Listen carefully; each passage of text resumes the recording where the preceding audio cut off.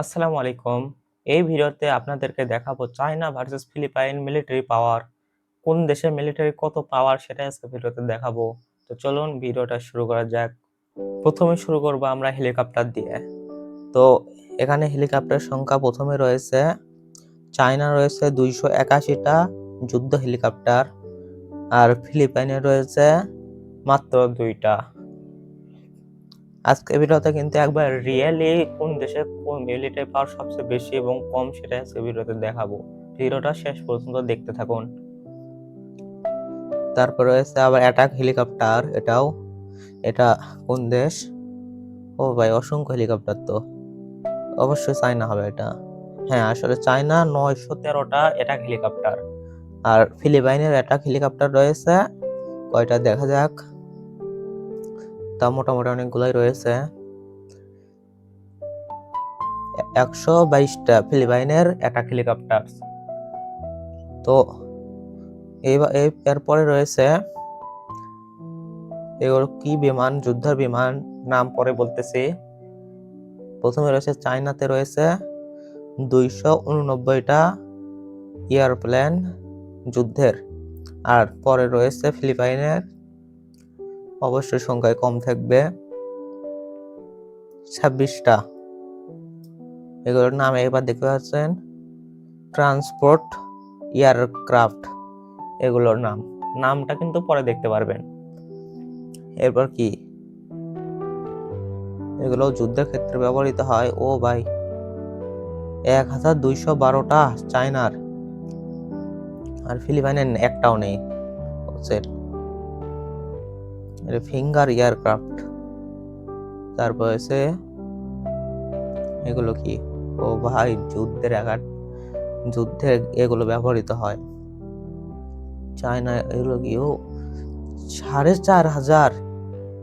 ও মাই god, ফিলিপাইনের মাত্র কয়টা?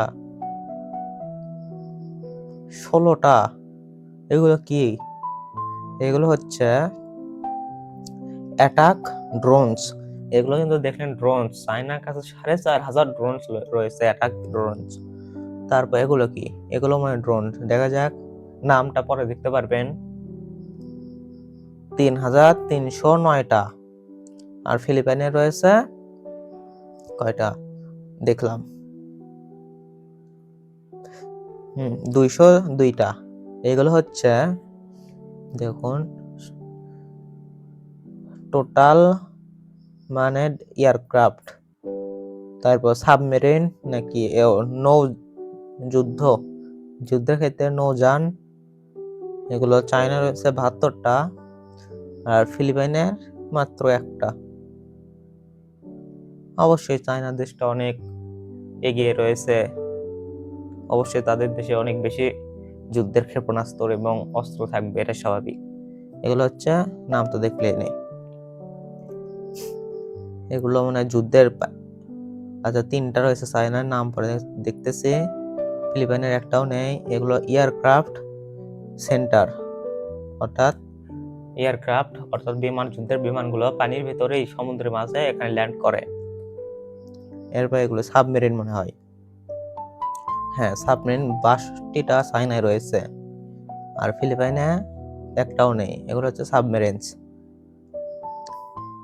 তারপরে দেখুন এরপরে লিস্টে রয়েছে এগুলো নৌযান যুদ্ধের ক্ষেত্রে। ও ভাই, অসংখ্য। কত? ও 754টা। আর ফিলিপাইনে রয়েছে কতগুলো?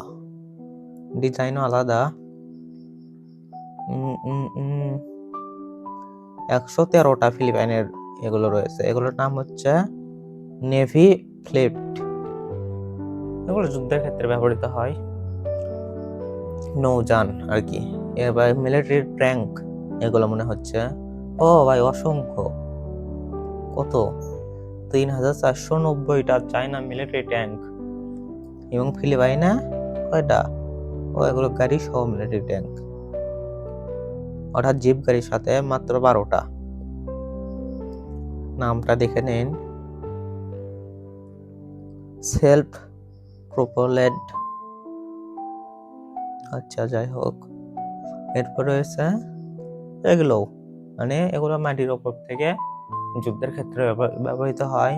লঞ্চার আর কি, ওই মিসাইল সিস্টেমে 2750টা। ও ভাই অনেক বড় নাম তো, ফিলিপাইনের একটাও নেই। Rocket system, launcher rocket system আগে তো বললাম। তারপর কি রয়েছে দেখা যাক। ট্যাঙ্ক, ট্যাঙ্ক রয়েছে চায়নাতে অসংখ্য, ও 6800 ট্যাঙ্ক রয়েছে, অস্বাভাবিক ব্যাপার। ফিলিপাইনে কয়টা? ও মাত্র 10টা। হ্যাঁ আসলে 10টা। এরপর কি রয়েছে দেখতে থাকুন। এগুলো হচ্ছে ট্যাঙ্ক, নাম তো পরে দেখতেই পাচ্ছেন আপনারা। এগুলো কি? এগুলো বোমা সিস্টেম আর কি, মিসাইল লঞ্চ করার মতো একটা মিশন মনে হয়। তারপর রয়েছে, হ্যাঁ এগুলো ডিজাইন কিন্তু এক এক দেশের একটা আলাদা আলাদা ডিজাইন। ফিলিপাইনে হচ্ছে 294, আর ওখানে 1000 চায়নাতে। তারপর এগুলো, ও পারমাণবিক, চায়নাতে কতগুলো রয়েছে? 600টা পারমাণবিক বোমা, ফিলিপাইনে একটাও নেই। নিউক্লিয়ার বম্বস অর্থাৎ পারমাণবিক বোমা, যা একটা মারলে একটা দেশ ধ্বংস হতে পারে।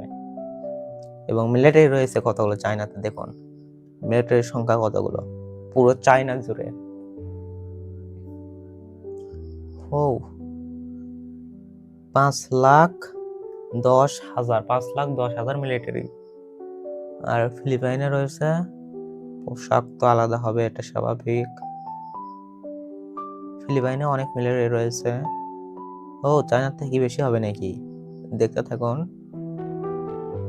ওখানে না, এখানে 1,20,000, ওখানে 5 লাখ আর 1 লাখ। এগুলো হলো ফোর্স, সার্ভিস ফোর্স। এরপরে কি রয়েছে দেখতে থাকুন। এগুলো কমান্ডো বা ফোর্স, এগুলো চায়নাতে কতগুলো রয়েছে। যেমন বাংলাদেশের মিলিটারি, বিজিবি, আইনজীবী, অনেক আলাদা আলাদা সেক্টর রয়েছে, এগুলো তেমন। কতগুলো? 2,35,000। হ্যাঁ 2 লাখ নাকি 20 লাখ, সরি। তারপর ফিলিপাইনে রয়েছে,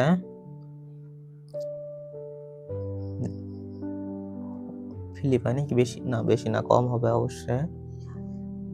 ফিলিপাইনে রয়েছে 1,50,000 ফিলিপাইনে, ওটা 20 লাখ চায়নাতে। আজকের ভিডিওটা এই পর্যন্তই। ভিডিওটা কেমন লাগলো অবশ্যই কমেন্টে জানাবেন, আর ভিডিওটা ভালো লাগলে অবশ্যই লাইক এবং শেয়ার করবেন। ধন্যবাদ।